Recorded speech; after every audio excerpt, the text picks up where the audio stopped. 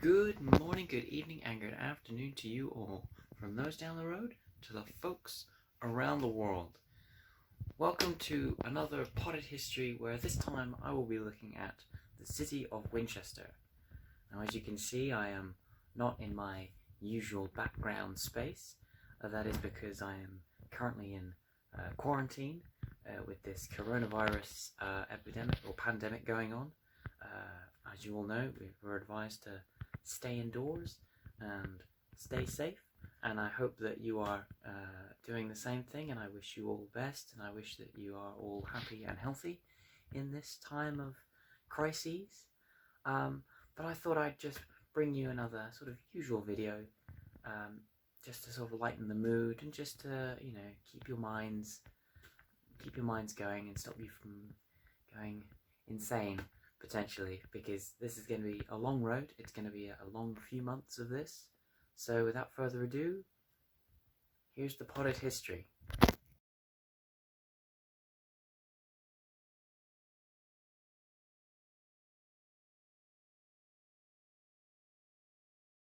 To start, I've brought you here to the River Itchen and the start of the South Downs Way, the 100-mile stretch that goes all the way to Eastbourne. I've brought you here because back in 70 AD, the Romans, when they first settled here, diverted the River Itchen to make the city a wider space and easier to construct their defences, their walls, and their general living space. They'd settled here on the old Iron Age hill fort that had been here until about 101 BC and had stood about derelict for, 2 centuries. The Romans would name their new town Venta Belgium, or the marketplace of the Belgae, which were the old Iron Age tribe that had once occupied this area. In the 3 centuries that Venta Belgium was under Roman control and under British control as well, Venta Belgium became the 5th largest town in the Roman province, a financial epicenter. These stone walls, while you can tell that they're clearly medieval, would have been very similar to the ones that the Romans would have erected about a century after they had come to Britain. Venta Belgium went into a slight decline by the end of the 4th century AD, and obviously, as we all know, the Romans would leave in 410 AD. That was when the Anglo-Saxons came in and took Venta Belgium as their own.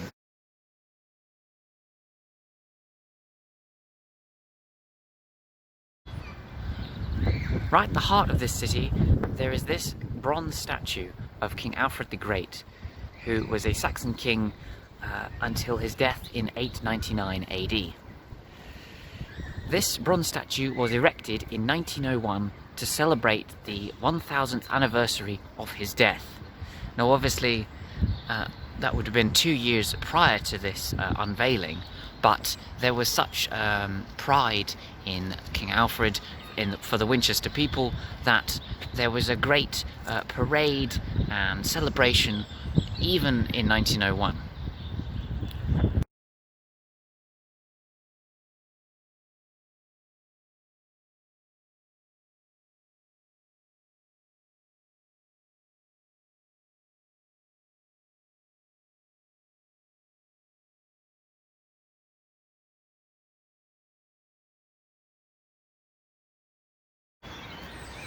In the Anglo-Saxon period, you had kings like King Alfred, who is reported to have been buried at the Old Minster, which is where the cathedral now stands. But his remains were moved to Hyde Abbey, which is on the northern side of the city. The Anglo-Saxon period would come to an end in 1066 at the Battle of Hastings, and thus William the Conqueror, or William I of England, took control of Britain and Winchester itself. Now, in the 1100s, the Domesday Book and Winchester's own Winton Domesday Book there is apparently 8,000 to 10,000 people living in the city of Winchester. The old Roman fortifications were expanding the once 144-acre site to the majority of what you see today. Winchester would become a thriving financial centre again during the Norman and medieval period. St. Giles Hill, which is the hill that I am standing on and which is giving us this lovely viewpoint right here, was the centre of international trade in Western Europe. It is one of the most staple points that a trader could come to. Being a thriving market town, Winchester was reliant on trades and imports. But when you get the Black Death that came between 1348 and 1350, a third of Winchester's population would die, and large areas of the city or the town would go into decline and potentially abandoned. Trade would suffer, and finally, by the 15th century, the textiles industry that had sort of clung on to Winchester as its home would start to slowly decline in trade and in prosperity. I didn't spend long enough listening to it or reading it to find out actually delivering anything useful in terms of interpretation. I don't know if anyone else thought it was. One of the other repercussions of the Black Death was the death of all of a substantial number of the clergy. So this Winchester College was set up in 1382 in order to combat the shortage in the number of clergymen and church officials that were in Winchester. Now, as you can see, or as you can tell, that was about sort of 30 years in between the Black Death itself and the college actually being set up. So obviously the city of Winchester had tried to gather more clergy from other parts of the country and other parts of the region, but simply couldn't do it, hence why the college was set up. Now, funnily enough, the building behind me, not this one, but this one up here, is one of the original buildings from 1382, and is the only college in the country to still use some of its original buildings.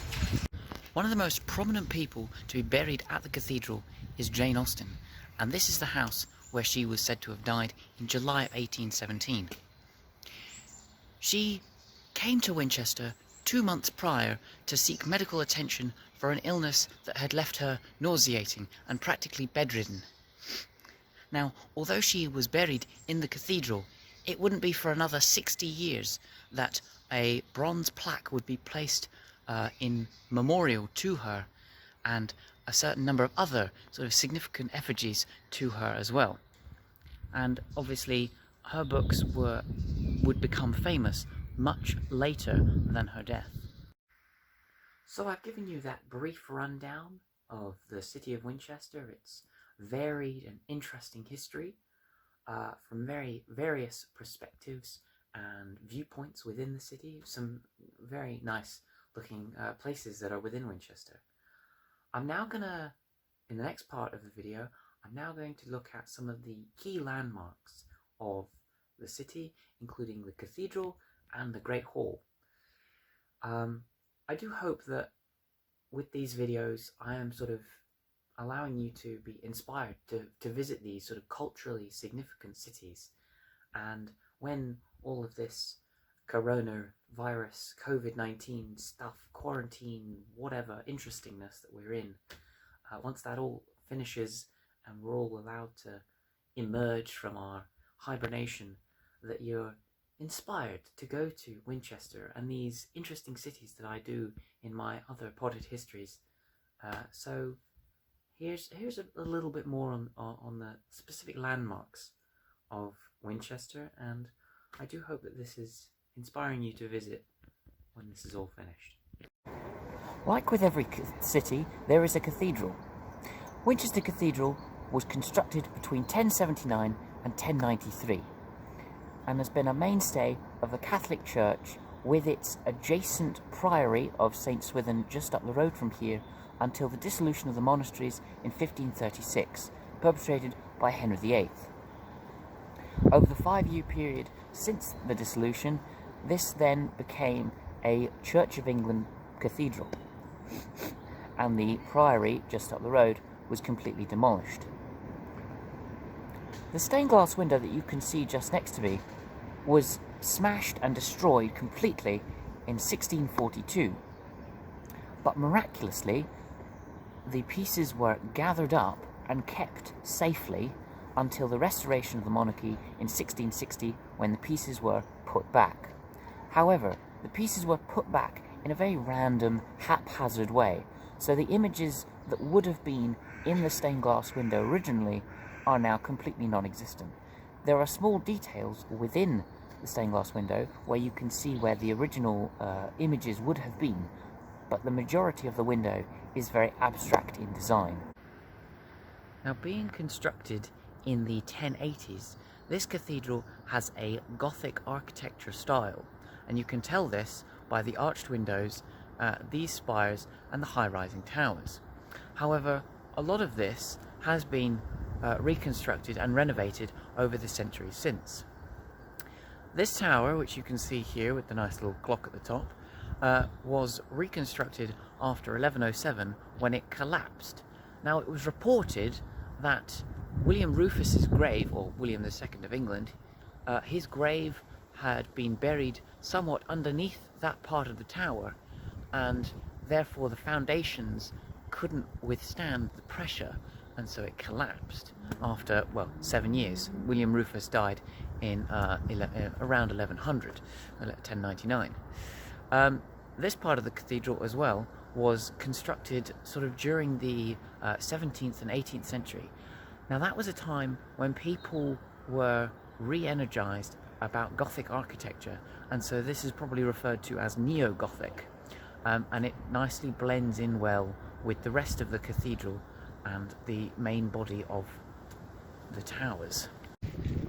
With such incredible architecture, it is no wonder that many great events have occurred at Winchester Cathedral. Funerals, burials and marriages have been reported at this cathedral, the most famous marriage of which was between Mary I and King Philip II of Spain in 1554. A number of Saxon kings have been reported to have been buried at Winchester Cathedral. These burials occurred during the 10th century AD, so that's the 900s. However, these casket cases of which they have been buried in have since been lost. But not only have there been marriages and deaths here, a couple of coronations have occurred at Winchester Cathedral also. These coronations, however, are rather tenuous, the first of which came in 1170. Henry II, while still on the throne and still alive, coronated his son at Winchester Cathedral. This eldest son, also named Henry, would not go on to hold the English throne. That would go down to Henry's second son, Richard, who we all know as Richard the Lionheart, and he coincidentally had his second coronation here at Winchester Cathedral in 1194. What you see behind me is the last surviving piece of the old Winchester Castle. This site used to be part of a Venter Belgium fortress, but in 1067, once William the Conqueror had settled in as King of England, this was the first castle that he built. But this great hall here, which is the only surviving part, as well as a set of passageways that are just below me, just here, this great hall was constructed between 1222 and 1235. Now, the most famous part that the great hall holds is the round table. Now, the round table has Tudor motifs, a Tudor rose, an Arthur that looks very similar to King Henry VIII as a younger man, and a very sort of varnished look about it. However, there have been studies into the age of the wood, which have reported that the round table is actually much older, dating from around the time of Edward I, which is about the 1200s, or the late 1200s. Winchester Castle, as it used to be, was the capital of England. And this castle right here would have been a royal residence, and was a royal residence right up until the Queen Elizabeth I ascended to the throne in the late 1550s. She passed it on to the city councils and the city authorities to be used as appropriately. A number of treason trials were conducted here at Winchester Castle, including Sir Walter Raleigh's trial in 1603, where he was tried for treason. This wasn't part of the gunpowder plot which we all know from 1605. This was he was part, or supposedly a part of, a bigger plot in 1603 with a number of other perpetrators.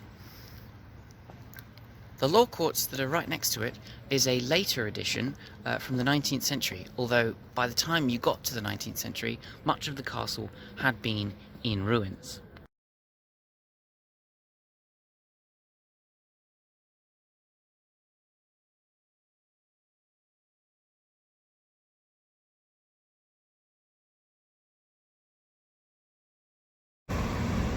As I look at the ancient 13th to 14th century gate that would stand here and is one of the only surviving gates of the ancient city, and I also look across at the more modern buildings, I can see that there is a far cry from the ancient to the modern periods.